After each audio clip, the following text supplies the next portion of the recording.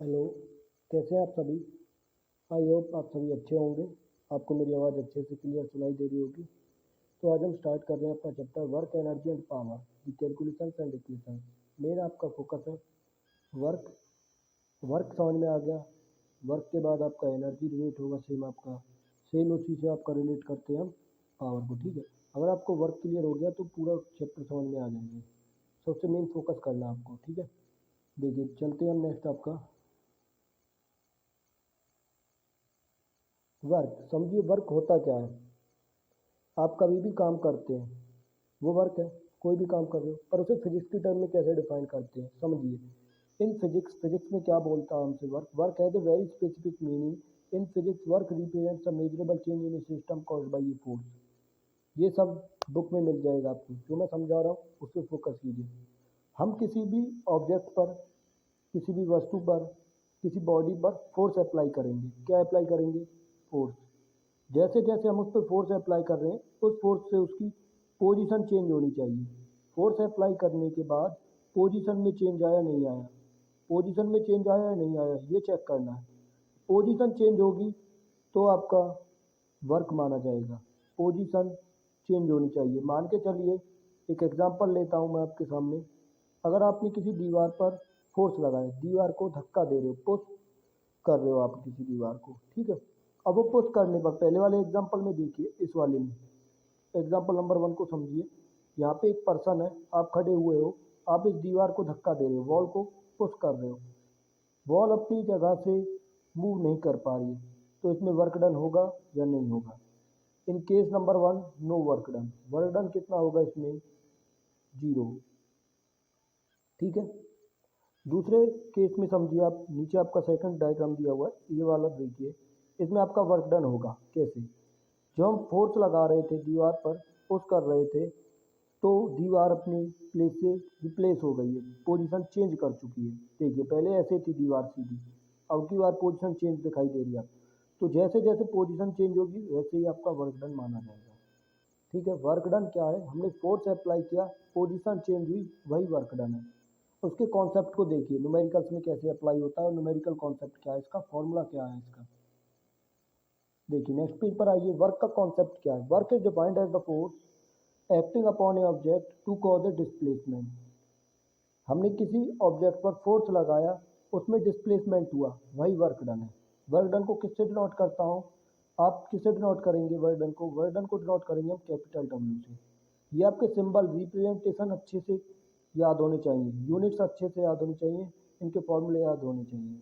ठीक है, work done होता है आपका फोर्स इंटू डिस्प्लेसमेंट।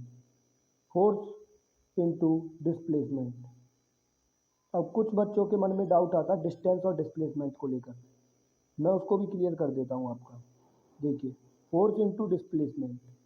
डिस्प्लेसमेंट क्या? आपका शॉर्टेस्ट पाथ है। डिस्टेंस क्या? एक्चुअल पाथ है।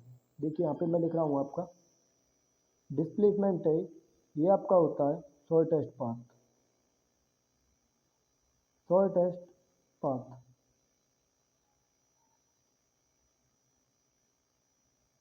शॉर्टेस्ट पाथ आपको ऐसे समझ में आएगा, जैसे आप कभी कुछ सामान लेने के लिए जा रहे हो, आपके घर वालों ने भेज दिया, ठीक है, तो आप शॉर्टकट ढूंढते हो। शॉर्टकट जाएंगे आप, मान के चलो ये आप शॉप पे गए, यहाँ पे एक शॉप है, ये आपका घर है। यहाँ से घर से आपको जाने के लिए रास्ता बना हुआ है शॉप पे जाने के लिए, ऐसे करके, ऐसे करके कोई रोड बना हुआ है या फिर रास्ता बना हुआ है। तो आपका एक्चुअल पाथ तो ये है। एक्चुअल पाथ आपका क्या है? आप यहाँ से जाओगे, जो आपका पोजीशन है, यहाँ से जाओगे और ऐसे चलते हुए जाओगे, ऐसे जाओगे, फिर यहाँ पे शॉप पे जाके सामान ले लोगे। ये था आपका डिस्टेंस। क्या था? डिस्टेंस, जो कि एक्चुअल पाथ है। बट आप इतने आलसी, इतने लेजी पर्सन हो, आपको नहीं जाना इस तरीके से। आप क्या करोगे? सीधे जाओगे, सीधे जाओगे, सीधे जाओगे, किसी के घर में से होते हुए, किसी की छत से होते हुए, सीधा आप दुकान से जाके सामान ले लोगे। ये क्या आपका डिस्टेंस? यहाँ से आपकी दूरी कम हो गई, ये क्या बोला जाएगा? Shortest path. शॉर्टेस्ट पाथ ही बोला जाता है आपका डिस्प्लेसमेंट। ये क्या था आपका? Shortest path. शॉर्टेस्ट पाथ को मैं क्या बोलूँगा? डिस्प्लेसमेंट। क्लियर है आपको इतना? आपको ये क्लियर हो गया है तो आगे इसमें कुछ भी नहीं है।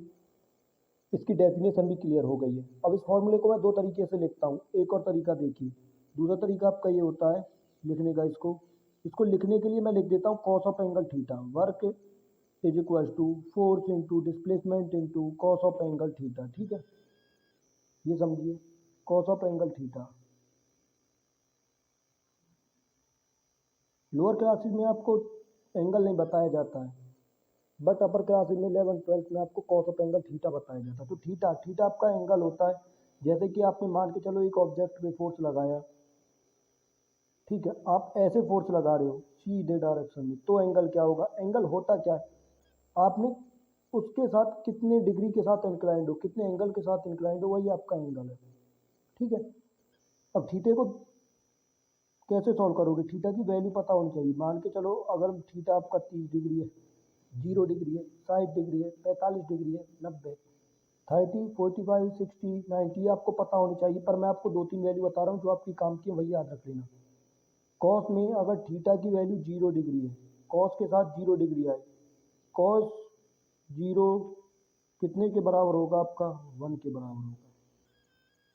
ठीक है, कॉस 90 कितने के बराबर होगा, कॉस 90 बराबर होगा आपका 0 के। क्लियर है, यही दो वैल्यूज याद रख लीजिए आप। 180 भी होता है, वो नेगेटिव में चला जाता है। वर्क डन पॉजिटिव और नेगेटिव कैसे बनता है, उसके भी दो तरीके हैं आपको। एक तो आप अजम्पशन से समझ सकते हो, जो अज्यूम करोगे समझोगे, समझने के तरीके। दूसरा एंगल से समझ सकते हो, एंगल कितना बना था। ठीक है, ये क्लियर है। वर्क की डेफिनेशन आपको क्लियर है, वर्क का फॉर्मूला क्लियर है। अब आप आइए मैथमेटिकली वर्क का फॉर्मूला जो दिखाया है यहाँ पे। Work can be express by the following equation, work is equal to F into D into cos of angle theta. F आपका फोर्स है, डी आपका डिस्प्लेसमेंट है, कॉस ऑफ एंगल थीटा आपका ओरिएंटेशन भी बोलते हैं हम इसे। ठीक है, where F equal to force, D equal to displacement and the angle theta. यहाँ पे एंगल को थीटा से भी रिप्रेजेंट कर सकते हो आप, एक्स से भी, वाई से भी, जेड से भी। यहाँ तक आपको क्लियर हो गया होगा। Is defined as the angle between the force and the displacement vector. ये फोर्स और डिस्प्लेसमेंट वेक्टर के बीच का एंगल होता है। ठीक है, जो थीटा है ये आपका एंगल है फोर्स और डिस्प्लेसमेंट वेक्टर के बीच का, याद रखना है। अभी डिस्प्लेसमेंट वेक्टर आपको स्केलर वेक्टर क्वांटिटी पढ़नी पड़ेगी, मैं इसको अभी के लिए स्किप करता हूँ, नेक्स्ट वीडियो में स्केलर और वेक्टर पढ़ा दिया जाएगा। ठीक है, नेक्स्ट आइए आप, नेक्स्ट स्लाइड पे चलते हैं हम। वर्क को फिर से मैं एक बार और आपको एक ओवरव्यू दे देता हूँ, समरी बोल देता हूँ इसका, वर्क का ओवरव्यू देख लीजिए।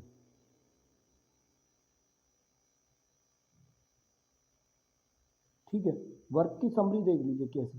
वर्क होता है आपका force at an angle to a distance, force at an angle to a distance. Force मतलब है, एंगल मतलब theta, cos of angle theta, distance या डिस्प्लेसमेंट।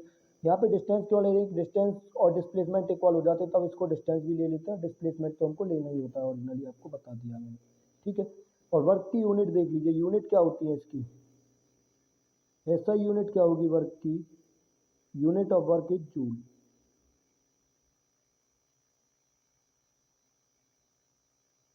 ये क्लियर है।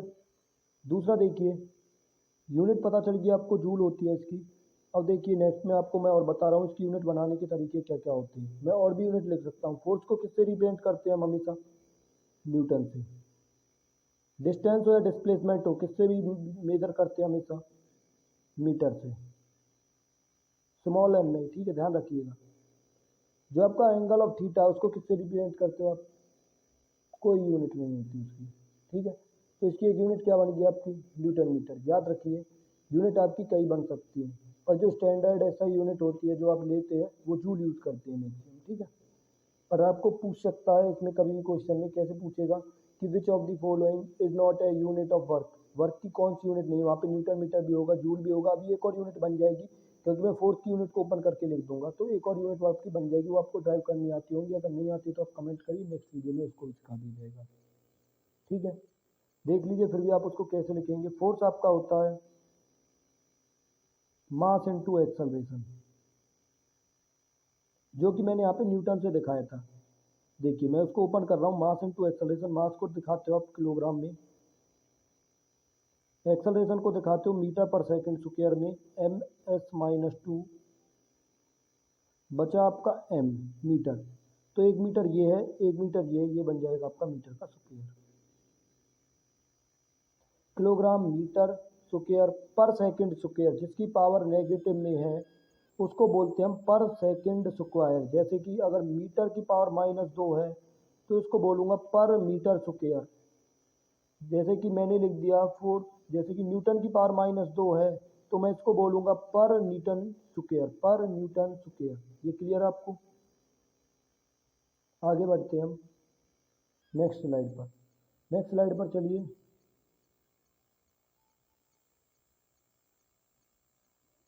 अब वर्क को कैलकुलेट कैसे करोगे आप? कुछ न्यूमेरिकल्स लेते हैं।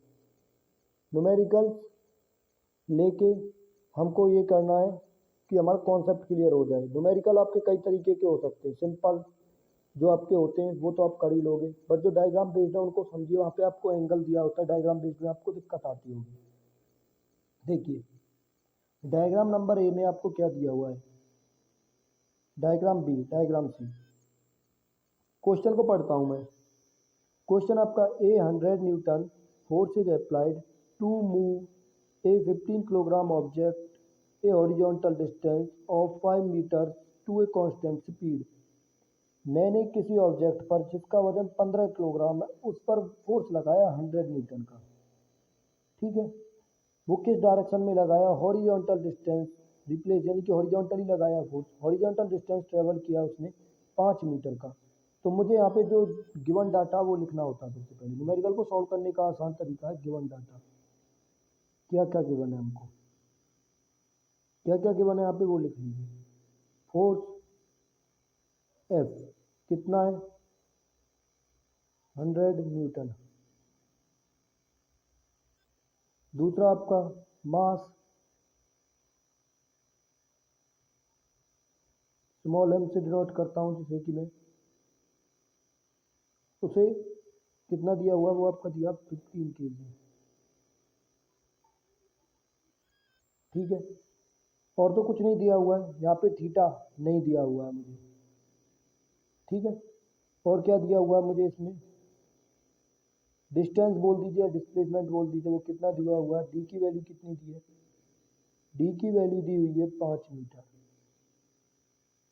न्यूमेरिकल में यूज करते टाइम आपको यूनिट देखनी है किस में दी हुई है। ये जो सॉरी आपका मैग्नीट्यूड है, इसको मैग्नीट्यूड बोला जाता है। जो वैल्यू लिखी होती है 100 न्यूटन, 15 न्यूटन, 5 किलोग्राम, 5 मीटर, ये आपका मैग्नीट्यूड है। वैल्यू होती है जो काउंटिंग्स की फॉर्म में 5, ये मैग्नीट्यूड है। ठीक है, ये 15 मैग्नीट्यूड है। इसके पीछे यूनिट को चेक करिए सॉल्यूशन करते टाइम। जैसे कि मुझे हमेशा डिस्टेंस या डिस्प्लेसमेंट को मीटर में ही सॉल्व करते टाइम देखना है कि मीटर में ही हो। ठीक है, मास किलोग्राम में ही हो, फोर्स मेरा न्यूटन में ही हो जब मैं सॉल्व कर रहा हूँ इन केस ऑफ फिजिक्स।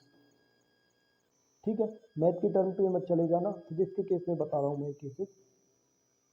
तो वर्क डन होगा फोर्स इनटू डिस्प्लेसमेंट।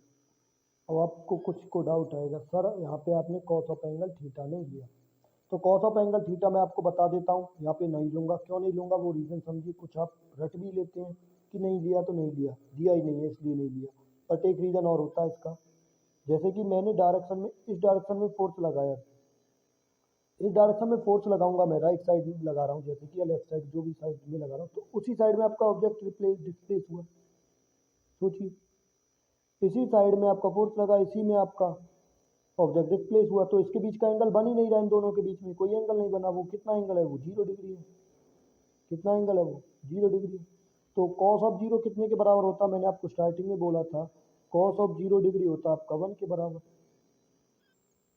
समझ में आया? कॉस ऑफ 0 डिग्री बराबर होता 1 के, इसलिए यहाँ पे एफ इंटू डी लिया सीधा।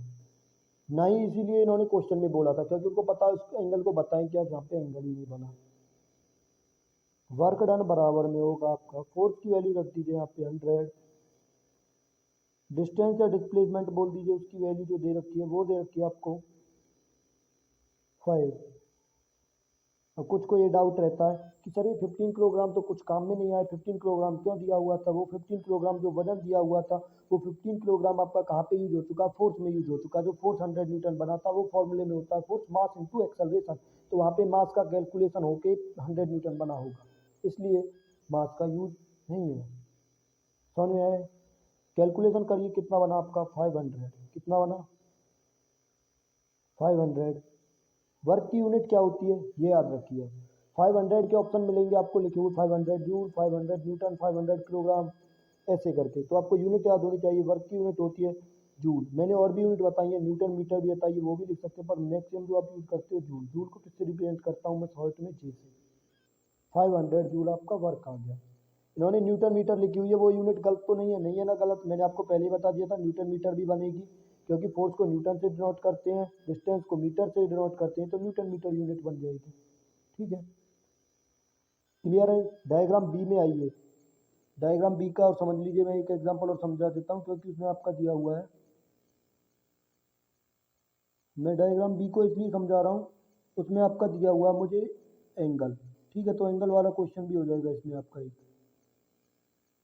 एंगल वाला क्वेश्चन भी क्लियर करा देता हूँ। देखिए, इसमें मुझे डाटा क्या क्या गिवन है, डायग्राम से ही दिख रहा है, तो क्या डाटा गिवन है क्वेश्चन भी पढ़ लीजिए। 100 न्यूटन का फोर्स अप्लाई किया। ठीक है, एंगल कितना, 30 degree. Horizontally to move a 15 kilogram object, 15 kilogram के ऑब्जेक्ट को मूव कराया है at a distance, at a constant speed for a horizontal distance of 5 meter, जिसमें आपका डायग्राम में दिखाया गया है थीटा कितना है। सबसे पहले मैं लिख रहा हूँ पहली लाइन पे, ये 100 kilogram Newton force, 100 newton force. Force की वैल्यू कितनी है, सॉरी पेन चेंज करना भूल गया मैं। फोर्स की वैल्यू आपकी 100 न्यूटन है। ये क्लियर है। दूसरा आपका मास है। ठीक है, मास कितना आपका, मास को स्मॉल एम से डिनोट कर देते हैं हम। ठीक है, 15 kg। ये क्लियर है। नेक्स्ट आपका थीटा, थीटा कितना दिया मुझे, 30 डिग्री।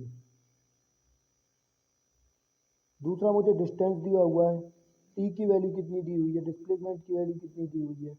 अब देखो, मैंने आपसे पहले ही बोला था आपको कंफ्यूजन आएगा, डिस्टेंस और डिस्प्लेसमेंट फॉर्मूले में होता है डिस्प्लेसमेंट पर, ये तो डिस्टेंस है। मैंने बोला कि डिस्टेंस और डिस्प्लेसमेंट बराबर हो जाता है, तो बात तो एक ही है। इन केस में डिस्टेंस और डिस्प्लेसमेंट दोनों ही बराबर हैं, तो डिस्टेंस बोल दीजिए, उसे डिस्प्लेसमेंट बोल दीजिए, बात तो एक ही है। 2 बराबर 4 बोलिए, 4 बराबर 2 बोलिए। ठीक है, समझ में आए। इसलिए डिस्टेंस बोला या डिस्प्लेसमेंट बोला, इसको बार बार कंफ्यूज नहीं होना है। कितना दिया हुआ है, 5 मीटर।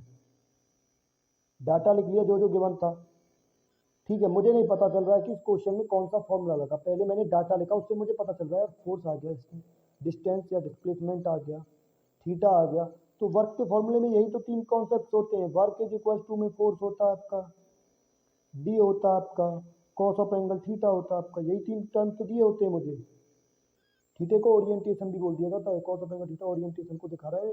ठीक है, और थीटा किस किस के बीच का एंगल होता है, फोर्स एफ के बीच का, डी डिस्टेंस और डिस्प्लेसमेंट के बीच का, इनके बीच का एंगल होता है थीटा।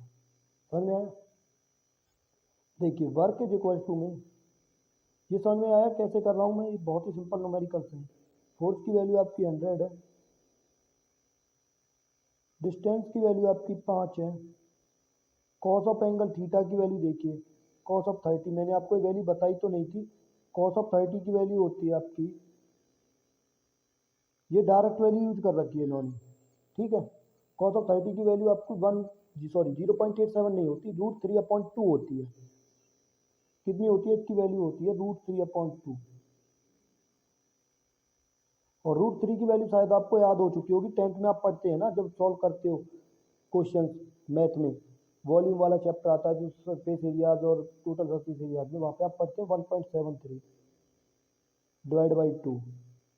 ठीक है, 1.73 को 2 से डिवाइड देंगे तो वहाँ पे 0.87 समथिंग बन जाता है, इसलिए इन्होंने वैल्यू दे दी है। ठीक है, वर्क इज इक्वल टू में 100 इंटू 5, 500। मुझे नहीं पता वैल्यू, आपको भी नहीं पता, मैं नहीं रख रहा वो वैल्यू जो इन्होंने लिखी है। मैं √3/2 लिख के यहाँ पे आंसर लिख के न्यूटन मीटर या फिर यूनिट लिख के इसकी जूल छोड़ दूंगा। नहीं पता तो इतने पे ही रोकना पड़ेगा, अगर आपको पता है तो आगे कर देंगे। जो वैल्यू आपको याद कर लेनी चाहिए, cos 30 की भी, cos की वैल्यू याद होनी चाहिए। वर्क के सॉल्व क्वेश्चन है जो न्यूमेरिकल से सॉल्व करने के लिए, बट मोस्टली 0 डिग्री 90 डिग्री आते रहते हैं, 180 डिग्री आता है। 180 डिग्री पे -1, 0 डिग्री पे पॉजिटिव का 1, 90 पे 0 होता है। ठीक है, अब मैं आगे बढ़ने से पहले एक कॉन्सेप्ट और क्लियर कर देता हूँ आपका वर्क का ही। और वर्क को मैं किस, वर्क आपका होता है पॉजिटिव नेगेटिव, ठीक है, वर्क आपका पॉजिटिव नेगेटिव भी होता है, ये भी समझना जरूरी है। सॉरी मैं ज़्यादा आगे आ गया आपका, ये मैं लास्ट में समझाऊंगा वर्क कब पॉजिटिव होगा, कब नेगेटिव होगा, कब जीरो होगा। अभी मैं यहीं पे एनर्जी और वर्क, अब मैं एनर्जी पे जा रहा हूँ, तो एनर्जी पे जाने से पहले वर्क और एनर्जी में कंफ्यूजन आता है, उसको क्लियर कर देते हैं, ठीक है। वर्क आप समझ चुके हो, वर्क कुछ भी नहीं है, it is a force. Force है, किस पे एक्ट कर रहा है, एक बॉडी पे। कैसे, देखो फ्लो चार्ट से समझाता हूँ एक बार। Work is a force applied on a body, force लगा दिया बॉडी पे, बॉडी क्या हो गई आपकी, डिस्प्लेस, इज कॉल्ड वर्क। हो गया है क्लियर। मैंने फोर्स लगाया एक बॉडी पे, बॉडी की जगह पे ऑब्जेक्ट भी बोल देते हैं, वो डिस्प्लेस हो गई, इज कॉल्ड वर्क। इतना लिख के फिर आप वर्क का फॉर्मूला लिख देते हैं हम हमेशा, एफ डॉट डी, ठीक है, ये समझ में आया, एफ डॉट डी। ये डॉट और क्रॉस का भी सिस्टम होता है, जो आप समझ जाओगे धीरे धीरे, डॉट कब आता है, क्रॉस कब आता है। डॉट जब आता है जहाँ पे कॉस होता है, जहाँ पे क्रॉस होता है वहाँ पे साइन ऑफ एंगल थीटा आता है, जहाँ पे डॉट होता है वहाँ पे कॉस। मैंने कई जगह क्रॉस लगा दिया होगा, वो इसलिए मैं कंसीडर नहीं कर रहा, क्योंकि अभी मुझे ये वर्क को क्लियर करना, जहाँ पे क्रॉस वेक्टर और साइन, सॉरी डॉट वेक्टर आएंगे, क्रॉस प्रोडक्ट और डॉट प्रोडक्ट आएगा, जहाँ पे वेक्टर और स्केलर पढ़ाऊंगा वहाँ पे ये डाउट क्लियर करूंगा मैं आपका। जहाँ पे मुझे मिस्टेक हो रही है मैं क्षमा चाहूँगा, जहाँ पे आपका डॉट और क्रॉस को लेकर के मैं आपका एक चैप्टर लेके आऊँगा, वहाँ पे इस डाउट को क्लियर कर दूंगा। जहाँ पे sine of angle theta, cos of angle theta का ये सब वैल्यूज भी क्लियर हो जाएंगी, ठीक है। वो एक चैप्टर अलग से होगा, इसमें ज़्यादा मैं आपको कंफ्यूज करने के लिए नहीं बता रहा हूँ डॉट और क्रॉस। अभी ये कॉन्सेप्ट समझ जाए, इसलिए आपको नॉर्मल कॉन्सेप्ट ही बता रहा हूँ। एनर्जी समझिए, energy is the ability to do work. देखो एनर्जी क्या, आपने खाना खाया, खाना करने से आपको एनर्जी मिल गई, ताकत मिल गई, फिर आप काम करोगे, एनर्जी खत्म। यानी कि काम करने में यूज करते हैं हम एनर्जी को, ठीक हो, ठीक है। ये तो आप समझ रहे हो सिंपल लैंग्वेज में कि वर्क करने के लिए हमें एनर्जी चाहिए। अब यही फिजिक्स की टर्म में बोल दे तो it is the ability to do work. कार्य करने की क्षमता ऊर्जा कहलाती है, एनर्जी कहलाती है। हिंदी में भी मैं आपको बताता चलूंगा, कुछ स्टूडेंट्स अगर हिंदी के देख रहे हैं इसलिए मैं हिंदी में भी बोल रहा हूँ बार बार। Energy is the ability to do work, ठीक है। ये समझ में आया, यहाँ तक आपको सभी को क्लियर हो गया होगा। ये देखिए वर्क होता है, work is the energy transferred to और from a system by a force that acts on it. देखो कई बार समझने के लिए हम ऐसे भी बोल देते हैं वर्क को कि ये वर्क क्या था, जब मैं वर्क कर रहा था किसी ऑब्जेक्ट को करने, मेरी एनर्जी खत्म हो गई, वो एनर्जी ट्रांसफर हो गई, यही बोल देते हैं work is the energy transfer to a system by force that. हम जिस फोर्स को लगाकर काम कर रहे थे दीवार पर, पहले मैंने आपको एग्जांपल दिया था दीवार का, एक वॉल को रिप्लेस कर रहे थे हम, वॉल है, वॉल पे फोर्स लगा रहे थे हम खड़े हुए थे, ठीक है। वॉल की जगह पे मैं अब की बार यहाँ पे कुछ और ले लेता हूँ, हम खड़े हुए हैं, हम फोर्स लगा रहे हैं, किस पे लगा रहे हैं हम अब की बार, मान के चलो यहाँ पे आपका एक बॉक्स रखा हुआ है, हैवी बॉक्स, हम इसको डिस्प्लेस करके यहाँ तक ले आए इस बॉक्स को, ठीक है। तो यानी कि हमारी एनर्जी ट्रांसफर हो गई, एनर्जी ट्रांसफर हुई है, इसी को बोला जाता है वर्क। एनर्जी क्यों ट्रांसफर हो गई, क्योंकि हमने कार्य किया तो हमको ताकत लगानी पड़ी, इस फोर्स की वजह से हमारी एनर्जी ट्रांसफर हो गई, ये भी वर्क की है। बट जो स्टैंडर्ड डेफिनेशन आप जो आप याद करते आ रहे हो वो आप ऐसे याद करते हो, force acting on a body to displace it, किसी बॉडी पे फोर्स लगाया गया है उसको डिस्प्लेस करने के लिए, पोजीशन को चेंज करने के लिए, ठीक है। ये आपको क्लियर है। नेक्स्ट पेज पर चलता हूं मैं अभी आपका। अब देखिए एनर्जी में मैकेनिकल एनर्जी पढ़ाता हूं आपको। मैकेनिकल एनर्जी के ही दो टाइप है। मैकेनिकल एनर्जी को समझिए, mechanical energy is the energy which is possessed by an object due to its motion or its stored energy of position। Mechanical energy दो तरीके से स्टोर होती है, तो एनर्जी दो तरीके से बन रही है, एक तो आपकी पोजीशन की वजह से,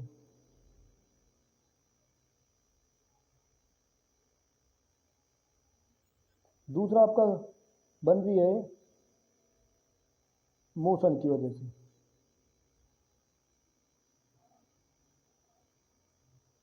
ये क्लियर है। अब ये समझ लीजिए पोजीशन मोशन ये है क्या चीज। अब बैठे हुए आपके पास कौन सी एनर्जी है, energy possessed by the motion, वो होती है आपकी kinetic energy. Energy possessed bye the position, वो होती है आपकी पोटेंशियल एनर्जी। ठीक है। मैकेनिकल एनर्जी दो तरीके से, तो आपके बैठे हुए हो, एक आप मूव कर रहे हो, दोनों वजह से जो आपकी एनर्जी है उन दोनों का कॉम्बिनेशन मैकेनिकल एनर्जी है। मैकेनिकल एनर्जी के ही दो पार्ट है, काइनेटिक एनर्जी और पोटेंशियल एनर्जी। काइनेटिक एनर्जी कौन सी होती है? मोशन के कारण बनती है। पोटेंशियल एनर्जी पोजीशन के कारण बनती है। आप बैठे हुए हो, रेस्ट वाली कंडीशन है, तो आपके पास कौन सी एनर्जी होगी? काइनेटिक या पोटेंशियल? पोटेंशियल एनर्जी होगी। आप मूव कर रहे हो, आपके पास कौन सी एनर्जी होगी? काइनेटिक एनर्जी होगी। समझ में आया? अब याद करने का सिस्टम देखिए कैसे याद रहेगा, आप भूलोगे, कंफ्यूजन होगी। P for potential, P for position, कैसे याद रखोगे? P for potential, P for position, energy possessed by the position of an object or body। यहाँ पे लिखा हुआ है पोटेंशियल एनर्जी को समझिए, an object can store energy as a result of its position और इलास्टिक सोर्स। इलास्टिक सोर्स पे ध्यान मत दीजिए, अभी आपको कंफ्यूज करेगा, थोड़ा सा टर्म आपके लिए डिफिकल्ट होगा। इलास्टिक सोर्स को हटा रहा हूँ मैं। इलास्टिक सोर्स भी वही है जो आपके रेस्ट में है अभी। ठीक है। अब आप सोचोगे ये डेफिनेशन इतनी छोटी काइनेटिक एनर्जी, ये तो याद हो गई। अब पोटेंशियल एनर्जी की बहुत बड़ी है, मैं इसको सिंपल बना देता हूँ। इसको मैं लिख देता हूँ एनर्जी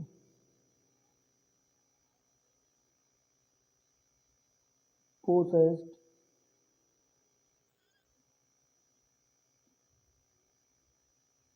बाय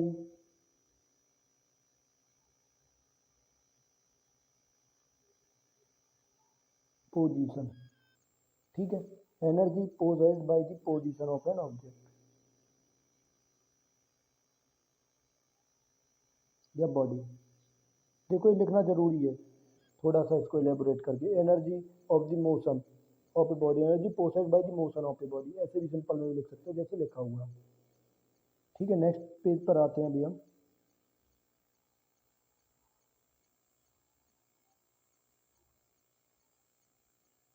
ये क्लियर हो गया होगा आपको मैकेनिकल एनर्जी। नेक्स्ट स्लाइड पर देखिए, पोटेंशियल एनर्जी को कैलकुलेट कैसे करते हैं। पोटेंशियल एनर्जी का फॉर्मूला क्या होता है वो मैंने आपको जानबूझ के नहीं बताया था, यहाँ पे न्यूमेरिकल में क्लियर करूँगा। पोटेंशियल एनर्जी को डिनोट कैसे करते हैं, क्या यूनिट है। ठीक है। पोटेंशियल एनर्जी की यूनिट क्या होगी, चलो बताओ। मैंने अभी आपको वर्क को समझाया था। वर्क क्या था? हम एनर्जी को ट्रांसफर कर रहे हैं फोर्स अप्लाई करते टाइम, तो वो एनर्जी ट्रांसफर हो गई तभी तो वर्क बना था, यानी कि वर्क और एनर्जी रिलेट है। जो एनर्जी वर्क की है वही, सॉरी, जो यूनिट वर्क की है वही यूनिट आपकी एनर्जी की है। एनर्जी की यूनिट क्या होगी? एनर्जी की यूनिट क्या होगी?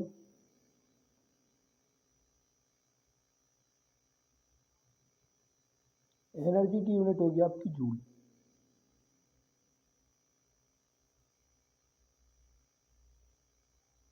जिसे हम कैपिटल जे से डिनोट करते हैं। ठीक है। अब देखिए, वर्क और एनर्जी दोनों की यूनिट होती है जूल, याद रखना है। ठीक है। अब इस क्वेश्चन को सॉल्व करने के लिए बढ़ते हैं आगे की तरफ। क्वेश्चन को पढ़िए। How much potential energy is lost by a 5 kilogram object to kinetic energy due to a decrease in the height of 4.5 meter. एक बॉडी आपकी या ऑब्जेक्ट आपका, उसकी कितनी एनर्जी लॉस हुई है, उसका वजन 5 किलोग्राम का ऑब्जेक्ट का, उसकी कितनी पोटेंशियल एनर्जी लॉस हुई है to kinetic energy due to decrease in the height of the. ठीक है। उसकी पोटेंशियल एनर्जी कितनी लॉस हुई थी due to decrease in the height of the 4.5 meter. देखो पहले की कंडीशन क्या थी, एक ऑब्जेक्ट यहाँ पे बैठा हुआ था। अब ये बीच में वर्ड है ना काइनेटिक एनर्जी, ये काइनेटिक एनर्जी बता दूंगा क्या सिस्टम है, क्यों बोला गया। देखो पहले यहाँ पे ऑब्जेक्ट रेस्ट पे रखा हुआ था, तो इसके बाद पोटेंशियल एनर्जी थी, इसको नीचे लेके आए, कितना नीचे लेके आए? 4.5 मीटर, 4.5 मीटर, 4.5 मीटर, इसको नीचे लेके आए, तो यहाँ से यहाँ तक इसको मूव कराया, तो कौन सी एनर्जी आई इसके पास? Kinetic energy. कौन सी एनर्जी आई थी इसके पास मूव कराने में? Kinetic energy. लास्ट में यहाँ पे आके रोक दिया, इसको बैठा दिया फिर से इस जगह पे लाके, फिर से कौन सी एनर्जी गेन कर लेगा? Potential energy. क्योंकि गेन एनर्जी होती है जो, सॉरी, पोटेंशियल एनर्जी होती है वो कैसे गेन करेगा? पोजीशन में आने से, रेस्ट में आने से। काइनेटिक एनर्जी कब आती है? जब मोशन में आता है। तो यहाँ से यहाँ तक आते टाइम इसके पास काइनेटिक एनर्जी थी, यहाँ पे आके रोक दिया मैंने इसको, इसके पास पोटेंशियल एनर्जी होगी, और स्टार्टिंग में भी इसके पास पोटेंशियल एनर्जी ही थी। इसका वजन कितना था? 5 kg। क्लियर है? यहाँ तक आपको क्लियर हो गया होगा। अब देखिए पोटेंशियल एनर्जी को मैं डिनोट करता हूँ P dot E। Potential energy का फॉर्मूला होता है mgh।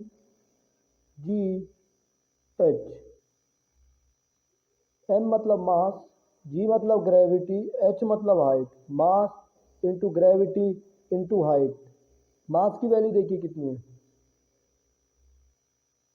5। ठीक है, सॉरी ये वेट आपकी बॉडी का कितना है, 5। ग्रेविटी की वैल्यू कितनी दे रखी है, नहीं दे रखी तो 9.8 लेते हैं हम। ठीक है, पर मैं इसको 10 ले रहा हूँ कैलकुलेशन इजी करने के लिए। वैसे आप 9.8 यूज कर लेना ग्राम। ठीक है, सॉरी ग्रेविटी की यूनिट क्या होती है ये भी देख लीजिए। ग्रेविटी की यूनिट होती है आपकी मीटर पर सेकंड स्क्वायर। ग्रेविटी की वैल्यू होती है 9.8 मीटर पर सेकंड स्क्वायर, ms-2। या फिर और इसे बोल देता हूँ मैं 10 मीटर पर सेकंड स्क्वायर। ठीक है, क्लियर है। यहाँ पे देखिए 5 इंटू 10 इंटू ये वैल्यू कितनी है आपकी हाइट की, कितना डिस्प्लेस किया उसे इस पोजीशन से इस पोजीशन तक लाते टाइम, 4.5 मीटर। पॉइंट को हटाने के लिए नीचे कितना आएगा, 10 आएगा। 10 से 10 कट जाएगा। 5 और 45 की मल्टीप्लाई कीजिए, 5 5 जाओ 25, 5 4 जाओ 20, 20 और 2 22, 225 क्या आएगा आपका जूल। किसकी वैल्यू है, potential energy, 225 joule. Next question पर आते हैं अभी हम।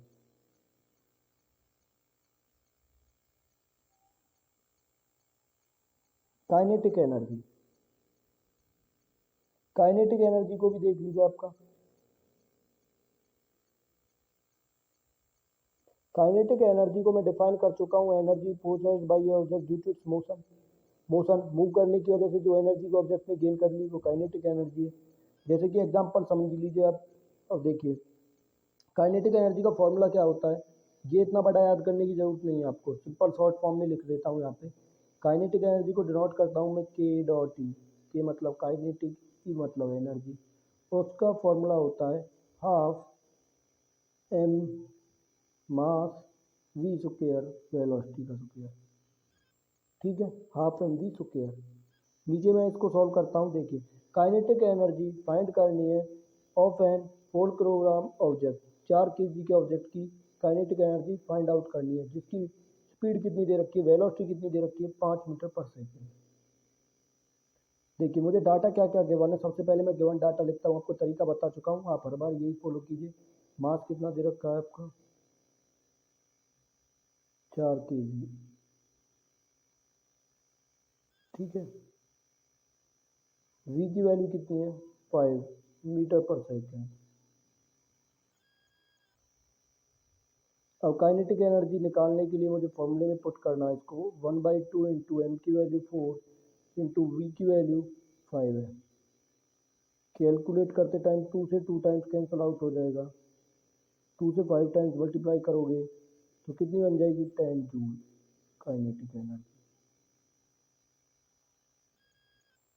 क्लियर है, ये आपको सभी को क्लियर हो चुका होगा। नेक्स्ट स्टेप पर बढ़ता हूँ मैं, नेक्स्ट पेज पर आइए।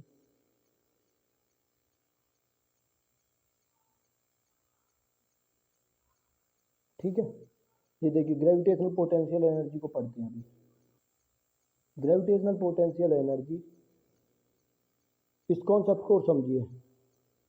ये पोटेंशियल एनर्जी ही है आपकी, ठीक है, पर इसमें एक वर्ड जोड़ दिया ग्रेविटेशनल। अब ग्रेविटेशनल का मतलब क्या है, जब हम एक ऑब्जेक्ट को उठा के ले जा रहे हैं ऊपर, ठीक है, फिर यहाँ से छोड़ेंगे तो उसे ग्रेविटी खींचेगी नीचे की तरफ, तो वही तो इसी वजह से तो gravitational potential energy. Potential energy इसके पास है, यहाँ पे मैंने आपको यहाँ पे एक ऑब्जेक्ट को ला के रोक दिया, इसको छोड़ूंगा तो ग्रेविटी से पुल कर लेगी। तो ग्रेविटी की वजह से जो पोटेंशियल एनर्जी तो आप जानते हैं, इसमें ग्रेविटी वर्ड जुड़ा है, उसकी वजह से मैं बोलता हूँ जब किसी हाइट पे ऑब्जेक्ट की पोटेंशियल एनर्जी चेक करूंगा तो उसे बोलेंगे gravitational potential energy. Potential energy of an object at A height, certain height, किसी हाइट पे लेते हैं हम जब किसी ऑब्जेक्ट की एनर्जी को, पोटेंशियल एनर्जी को, वही ग्रेविटेशनल पोटेंशियल एनर्जी है। पोटेंशियल ग्रेविटेशनल पोटेंशियल एनर्जी का फॉर्मूला भी वही है, mgh। क्यों, एक बार समझिए। आप गाड़ी की स्पीड मेजर कीजिए, बुलेट की मेजर कीजिए, ट्रेन की मेजर कीजिए, सभी की है तो स्पीड ही, किसमें मेजर करेंगे, मीटर पर सेकेंड या फिर किलोमीटर पर आवर। क्यों, चेंज तो हम चेक तो स्पीड ही कर रहे हैं ना, चाहे वो बुलेट हो, बुलेट ट्रेन हो, सिंपल ट्रेन हो, कार हो, ठीक है, बाइक हो या बाइसिकल हो, तो इसमें भी नाम में क्या है, एनर्जी है ना। एनर्जी को मैं करूँगा तो मीटर पर सेकंड और किलोमीटर पर आवर से डिनोट, तो सेम ये रहेगा आपका। इसका वही कॉन्सेप्ट होता है सेम, ठीक है। एमजीएफ जब मैं किसी ऑब्जेक्ट को लेके जा रहा हूँ हाइट पर, potential energy is maximum at the maximum height. Potential energy कहाँ पे मैक्सिमम होती है, सॉरी ग्रेविटेशनल पोटेंशियल एनर्जी कहाँ पे मैक्सिमम होगी, इसकी हाइट यहाँ पे मैक्सिमम हो जाएगी, जिस मैक्सिमम पॉइंट पे जाके रोकूंगा मैं, ठीक है। अब मुझे देखो तीन कंडीशन दे रहा हूँ मैं, ऑब्जेक्ट ए, मैं इसको लेके चला यहाँ पे लाके रोक दिया, इस ऑब्जेक्ट को लेके चला मैं यहाँ से सेम पोजीशन से लेके जा रहा हूँ, इसको यहाँ पे लाके रोक दिया, इसको यहाँ पे लाके रोक दिया मैंने, किसके बाद पोटेंशियल एनर्जी जाता है, object A, object B, object C. जो ज़्यादा हाइट पे कौन है, ऑब्जेक्ट सी, पोटेंशियल एनर्जी किसकी ज़्यादा होगी, ऑब्जेक्ट सी की। क्लियर है, नेक्स्ट कॉन्सेप्ट पर आइए अभी आप। पावर, पावर क्या है, power is the rate of change of work with respect to time, यानी कि वर्क को चेंज करते हैं with respect to time. P से डिनोट किया जाता है पावर को, पावर को किससे डिनोट करते हैं हम, पी से। P is equal to work upon time,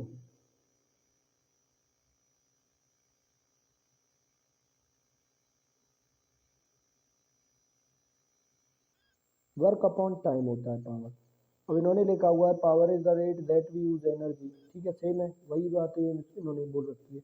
दूसरा लिख रखा है power is equal to work और एनर्जी अपॉन टाइम, मैं ये बता चुका हूँ वर्क और एनर्जी सेम होते हैं, तो power is equal to work upon time लिख दीजिए, एनर्जी अपॉन टाइम लिख दीजिए, बात एक ही है। अब देखिए इस फॉर्मूले को मॉडिफाई करके लेके आते हैं हम, क्या बना देते हैं, ये देखिए आप, पावर इज इक्वल टू में वर्क अपॉन टाइम, वर्क क्या होता है आपका, force into displacement divide by time, और जब आपका डिस्प्लेसमेंट चेंज होता है टाइम के साथ, तो आप पढ़ चुके हैं, वो होता है आपका वेलोसिटी, एफ इंटू वी, इसलिए is equal to P is equal to F into V लिखा हुआ है, स्मॉल वी से डिनोट करते हैं वेलोसिटी को, ठीक है। इतना भी रोक देता मैं इसको, और ये फॉर्मूला भी पता होना चाहिए आपको, ये भी पता होना चाहिए और ये भी पता होना चाहिए, ज़्यादा तो यहाँ तक ही रोक दीजिए, इसी से काम हो जाएगा आपका, ठीक है। अब यूनिट देख लीजिए, पावर की यूनिट क्या होती है, पावर की यूनिट होती है वाट, क्या होती है इसकी यूनिट, वाट भी लिख लीजिए।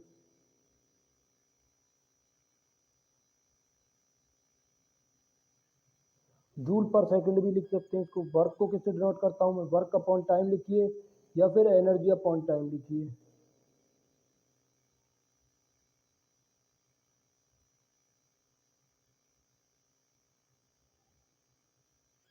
ठीक है। एनर्जी को किससे डिनोट करता हूँ, जूल से। टाइम को किससे डिनोट करता हूँ मैं, सेकंड से, आप भी वही करते हो। वर्क को किससे डिनोट करते हैं, जूल से। टाइम को किससे डिनोट करते हैं, सेकंड से, तो जूल अपॉन सेकंड बन जाएगी। दूसरा देखिए ये कैसे बना मैंने, न्यूटन मीटर पर सेकंड को देख लीजिए पहले। एफ को किससे डिनोट करते हैं, न्यूटन से, फोर्स को, ठीक है। डी आपका डिस्प्लेसमेंट किससे डिनोट होता है, मीटर से। टाइम किससे रिप्रेजेंट होता है, सेकंड से, न्यूटन मीटर पर सेकंड, ठीक है। तो नेक्स्ट यूनिट देख लीजिए आपकी, ये वाली कैसे बनी, बीच वाली, ये भी क्लियर होगी। अब ये वाली समझाता हूँ मैं इसको ओपन करता हूँ और इस फॉर्मूले को। फोर्स आपका होता है मास, ए होता है आपका एक्सेलरेशन, डी होता है आपका डिस्प्लेसमेंट, वही फोर्स को ओपन कर दिया और सेम लिख दीजिए, डी को डी लिख दिया, टी को टी ही लिख दिया मैंने, ठीक है। ये क्लियर है। अब देख लीजिए, अब मैं एक्सेलरेशन को भी ओपन कर देता हूँ, और मास, एक्सेलरेशन भी आपका मीटर पर सेकंड स्क्वायर, ठीक है। डिस्प्लेसमेंट को डी ही लिख दिया मैंने, टी को, टाइम को टी ही लिख दिया मैंने।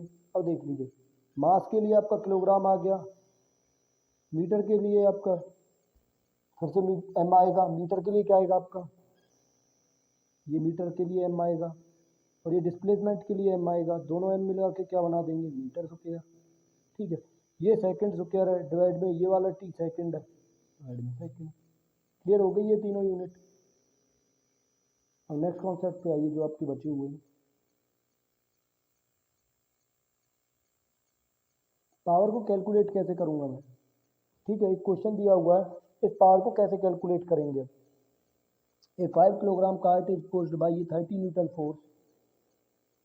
पहले मैं इसका एम की वैल्यू लिख लेता हूँ। एम क्या दिया हुआ है, गिवन डाटा लिख रहा हूँ मैं पहले। कितना दिया हुआ है? 5 kg, sorry,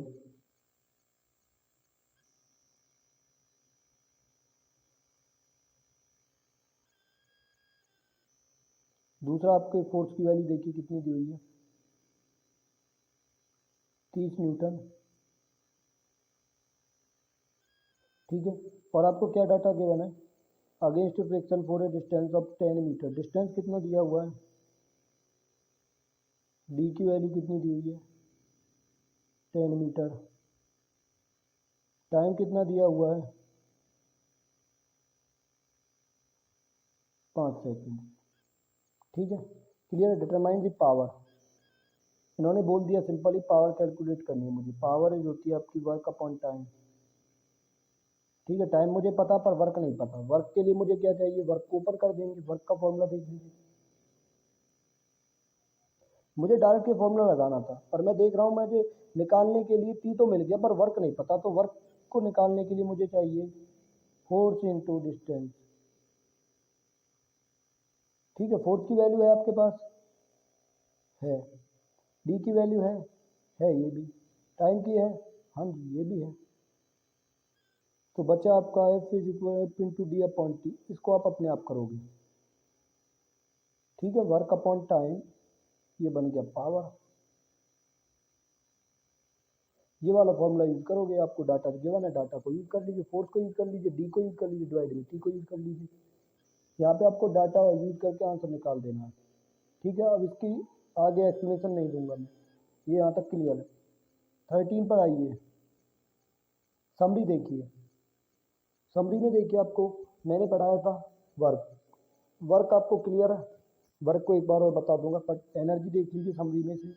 energy it is the ability to move. ये आपका यहाँ पे एबिलिटी टू मूव नहीं है, energy it is the ability to do work.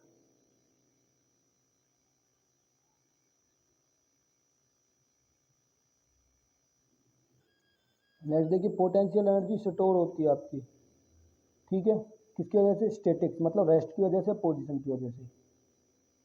Rest या पोजीशन, ये भी समझ में आ गया होगा आपको सिंपल डेफिनेशन से। नेक्स्ट देखिए, काइनेटिक एनर्जी आपकी किसकी वजह से आती है? मोशन की वजह से आती है। ये आप छोड़ दीजिए, अभी ये आपको नेक्स्ट क्लास में करा दिया जाएगा। Spring force store energy, spring constant आएगा आपका के, उसको बाद में करा दूंगा। ठीक है, और देखिए पोटेंशियल एनर्जी का फॉर्मूला होता है mgh। किस पे डिपेंड करती है? हाइट पे। पोटेंशियल एनर्जी किस पे डिपेंड करेगी? हाइट पे। काइनेटिक एनर्जी का फॉर्मूला होता है 1/2 मास इंटू वेलोसिटी का स्क्वायर। किस पे डिपेंड करेगी? वेलोसिटी पे डिपेंड करेगी, डायरेक्टली डिपेंडेंट होती है। ठीक है, पावर देखिए, power it is the how fast the work is done. ये होती है पावर आपकी कि आप कितनी तेजी से काम को कर रही हो। ये भी आपको क्लियर अभी बताया था। और वर्क में कॉन्सेप्ट रह गया था आपका, वो देखिए। ठीक है, नेक्स्ट देखिए आपका, जो मैंने आपको कॉन्सेप्ट बताया था उसको देख लीजिए। मैंने आपको बोला था कि मैं आपको लास्ट में करा दूंगा कि वर्क आपका पॉजिटिव, नेगेटिव और जीरो कब होता है।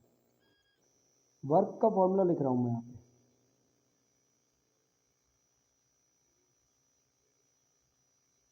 F D cos of angle theta. ठीक है, नेक्स्ट देख लीजिए, work is equal to F D cos of angle theta. यहाँ पे देखिए, थीटा को पहली बार मैंने रखा 0 डिग्री। मैं आपको शॉर्ट में बता रहा हूँ इसको, डायरेक्ट पूछेगा आपसे एग्जाम में कि कौन सी कंडीशन में वर्क डन 0 है। थीटा को मैं रख रहा हूँ यहाँ पे 90 डिग्री। ठीक है, अब इसका एक एग्जांपल भी आप अज्यूम कर सकते हो। ठीक है, तो देखिए वर्क डन जब मैं रखूँगा यहाँ पे F into D cos zero की वैल्यू मैंने आपको बताई थी, कॉस थीटा कितना होगा, थीटा की जगह पे जीरो रखिए, कॉस जीरो कितना होता है आपका 1। ठीक है, तो आपका वर्क डन कितना बन जाएगा एफ डी, और यहाँ पे कैसी वैल्यू निकल के आएगी पॉजिटिव, जो भी वैल्यू रखोगे आप। तो थीटा बराबर 0 डिग्री पे आपका वर्क डन कैसा होगा पॉजिटिव। तो इसमें देखिए यहाँ पे फॉर्मूले में रखिए F into D into cos 90 पे वैल्यू कितनी होती है आपकी, कॉस 90 पे वैल्यू होती है 0, एफ इंटू डी इंटू 0, ये कितना बनेगा आपका वर्क डन इस केस में 0। नेक्स्ट देख लीजिए, अगर मैं थीटा रखूँगा आपका 180 डिग्री, थीटा 180 डिग्री रखने पे क्या होगा, कॉस ऑफ 180 बराबर में होता है -1 के, -1 वैल्यू होती है कॉस 180 की। ठीक है, यहाँ पे रखिए एफ इंटू डी इंटू -1, और एफ और डी की वैल्यू में -1 मल्टीप्लाई करोगे तो आंसर क्या बनेगा नेगेटिव। पॉजिटिव होगा इस केस में जब आपका थीटा आपका कितना है 0 डिग्री। 0 कब होगा जब आपका थीटा है 90 डिग्री, और नेगेटिव कब होगा जब आपका थीटा है 180 डिग्री। यही 3 कॉन्सेप्ट थे इसके मेन, तो जो आपका पॉजिटिव, नेगेटिव और 0 वर्क डन। नेगेटिव कब होगा, पॉजिटिव कब होगा, 0 कब होगा, वर्क डन आपको क्लियर हो चुका होगा। अब देखिए मैं आपको एक और कॉन्सेप्ट सिखा दूं, सॉरी कॉन्सेप्ट मैंने आपको सिखाई दिया, अब इसमें ज़्यादा कॉन्सेप्ट कुछ है नहीं, आपको यूनिट पता होनी चाहिए, डायमेंशंस पता होनी चाहिए। ठीक है, और डायमेंशन और यूनिट का अलग से चैप्टर होता है, इसलिए मैं आपको यहाँ पे नहीं कराऊंगा। अब एक आपका डायरेक्ट रिलेशन भी होता है 1 जूल और अर्ग के बीच में। जूल आपकी एसआई यूनिट होती है जो एमकेएस के अकॉर्डिंग होती है, और एक सीजीएस के अकॉर्डिंग होती है आपकी यूनिट, वो भी आपको अलग चैप्टर में करा दूंगा यूनिट्स और डायमेंशन के साथ ही। ठीक है, यूनिट और डायमेंशन के साथ ही आपके कुछ एक दो टर्म्स होते हैं जो इनके रिलेशन होते हैं, उनको भी वहीं पे कराऊंगा मैं, कैसे इनके से 1 जूल बराबर में होता है 10⁻7 अर्ग के, 1 न्यूटन 10⁵ डाइन के होता है, वो सब उसी चैप्टर में आना चाहिए आपका, वहीं पे आप अच्छे से रिलेट कर पाओगे। ठीक है, अब आपके एक दो क्वेश्चन और हो जाए जिनको आप खुद से करोगे। आपको वर्क डन फाइंड आउट करना है, मैं सिंपल कॉन्सेप्ट क्यों करा रहा हूँ पहली बार में, इतने बेसिक क्वेश्चन इसलिए कराएं ताकि आपको इम्प्लीमेंटेशन आ जाए कॉन्सेप्ट का। ठीक है, और कॉन्सेप्ट न्यूमेरिकल सिंपल वालों से करोगे तो वो कॉन्सेप्ट आपको याद हो जाएगा, फिर कॉन्सेप्ट याद हो गया तो फिर आप डिफिकल्ट आसानी से बनाने में कैपेबल हो पाओगे। इतनी जल्दी से तो नहीं बना पाओगे, पर थोड़ा सा टाइम लगा के भी बना लोगे। मैं आपको एक क्वेश्चन दे रहा हूँ, कैलकुलेट वर्क डन, मैं बोल रहा हूँ आप उसको अब सुन लेना और कर लेना। Calculate work done in raising a glass of water weighing 0.5 kg through a height of 20 centimeter. Calculate amount of work done in raising a glass of water weighing 0.5 kg through a height of 20 centimeter where gravity is equal to 10 meter per second square. ठीक है, ये आप कर लोगे। एक question और बोल देता हूँ आपके लिए,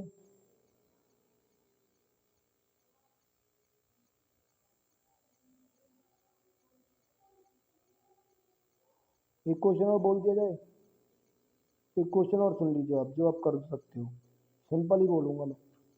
ठीक है, आप अपने हिसाब से कर लेना उन्हें।